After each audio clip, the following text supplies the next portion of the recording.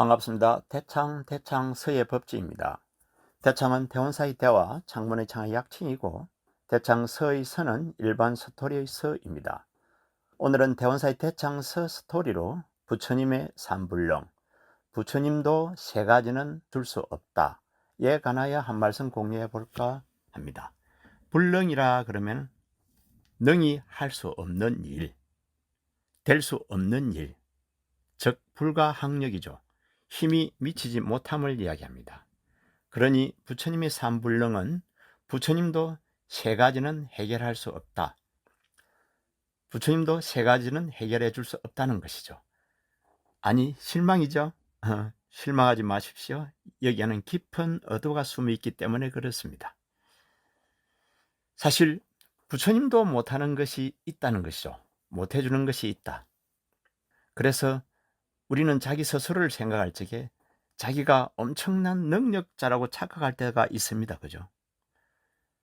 저 친구 나하고 맞지도 않는데 계속 내가 저 친구를 맞춰주려고 그러고 인도하려고 그러고 죽어도 저 친구를 구제할 것처럼 이렇게 생각하고 마음먹을 때가 많습니다.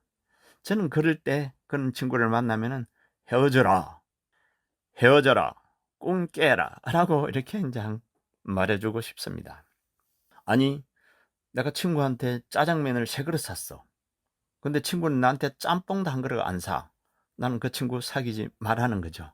왜냐하면은 속만 속이고 마음만 끓인다는 겁니다. 아니, 부처님도 마음대로 안 되는데 마음대로 못하는 것이 있댔는데 내가 해주고, 물론 바라고 해주는 건 아니죠. 그렇지만 저는 그렇게 한번 생각도 해봅니다. 이 삼불능은 부처님도 세 가지는 해줄 수 없다는 이야기는 초기 경전에는 이와 같은 말을 제가 보지는 못했습니다. 아직까지. 그런데 이제 대성경전에는 대지도론이라든지 전동록, 호법론 같은 데서 출현하고 있습니다. 이것은 소승경전의 이야기를 종합해 볼 적에 이와 같이 정리할 수 있다라고 이제 판단을 해봅니다. 그 첫째가 불능맨 정업중생이라. 부처님도 중생의 업은, 수급은, 정해진 업은 제해 줄 수 없다는 겁니다.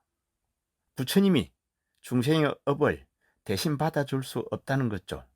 너희들 업은 너희들이 받아야 되고 각자의 업은 각자가 받는다는 거죠. 이게 자기가 지은 바 자기의 업은 자기가 받는다는 자작자수의 기본 불교의 교리이죠. 그러면 속수무책으로 받으란 말입니까? 이렇게 말할 수 있겠죠. 어쨌든 남의 죄는 소멸불가합니다. 자기의 죄는 자기가 해결해야 된다는 겁니다. 아주 중요하죠. 그래, 마지막 한 걸음은, 마지막 체득, 마지막 깨달음은 자기가 얻어야 자기 겁니다. 부처님 등에도 종기가 났죠. 그래서 부처님 딱 보니까 전생이 인연이죠. 그래서 부처님도 종기가 날 수 있다는 거죠. 그 인연에 따라서, 업에 따라서 말입니다. 그렇지만서도 부처님을 견성을 했기 때문에, 깨달음을 얻었기 때문에 업보는 따르지만서도 경계에 끄달리지는 않는다는 거죠. 아난과 부처님의 차이죠. 아난이 그렇게 부처님하고 닮았다 그러죠. 그래서 누가 묻죠.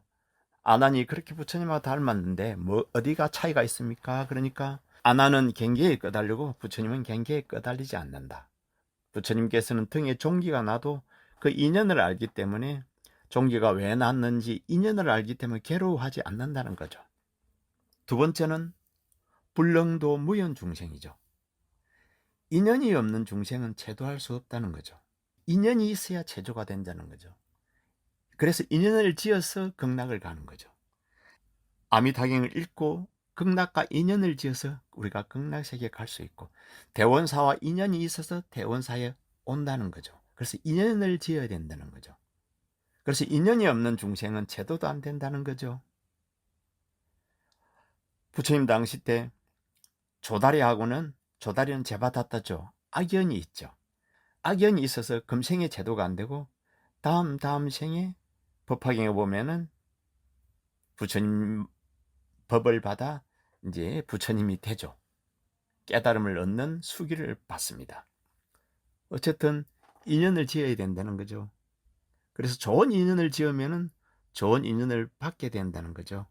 그래서 부처님과 인연이 있을 적에 우리는 제도가 된다는 거죠. 그래 우리 불자님들은 다 부처님과 인연이 있어서 이미 제도가 되었죠. 부처님 품 안에 들어와 있죠. 또 한 걸음 더 나아가 본다면은 무연중생 인연가나라고 부처님께서는 말씀을 하시죠. 인연이 없는 중생은 인연을 지어라. 예를 들어서 가난 중생이 있다면은 가난 중생은 보시를 해라. 그러면은 다음에는 부자로 살 수 있다라는 인연을 짓는 것을 우리가 한 걸음 더 나아가 또 생각해 볼 수도 있죠. 세 번째는 불능진 중생계입니다.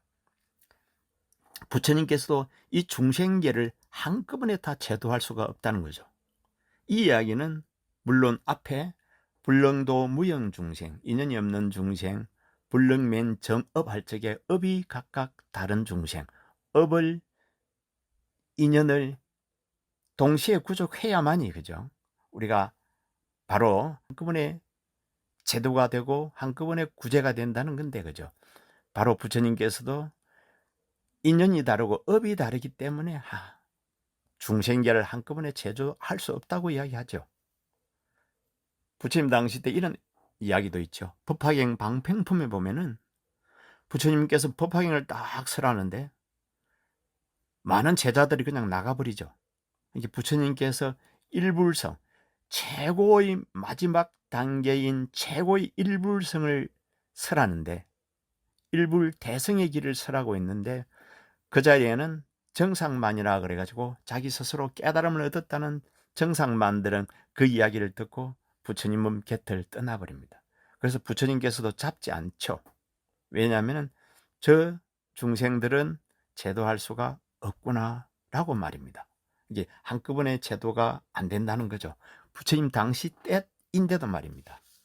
부처님 제세 시에도 이렇게 제도가 안 된 중생이 많이 있습니다. 다시 한번 정리해 보면은 그죠? 불능도 무형중생, 불능면 정업중생, 불능징 중생계 이 세 중생들은 한꺼번에 그죠? 우리가 부처님도 어떻게 할 수 없다. 이 불능을 이야기하고 있습니다. 이 삼불능이 의미하는 바는 자신의 수급은 자신이 정화하라. 자신의 업은 자신이 참여하라는 겁니다. 그리고 선업을 닦아라. 선업을 닦아서 그 업보로 그 갑으로 사바세계에 왔다면 편안하게 살라. 그지 좋은 인연을 지으라는 겁니다. 그리고 마지막 중요한 것은 모든 것은 자기에게 달렸다는 겁니다.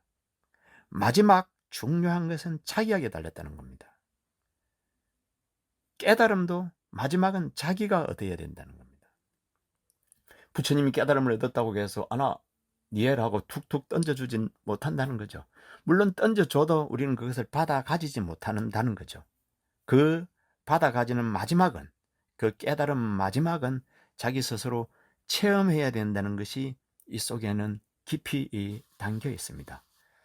부처님의 삼불능을 통해서 우리 불자님들은 어떻게 잘 공부해야 될까를 한번 생각해 보면 되겠습니다. 다음 시간에는 신은 어디에, 절대자는 어디에 라는 제목으로 같이 한번 공유해 볼까 합니다. 오늘 소생과 같이 부처님의 삼불능 가치한 인연으로 정법의 해안이 열리고 부처님 은혜가 충만하여 심신 건강하고 복록 구족하시길 축원 올립니다. 성불하십시오.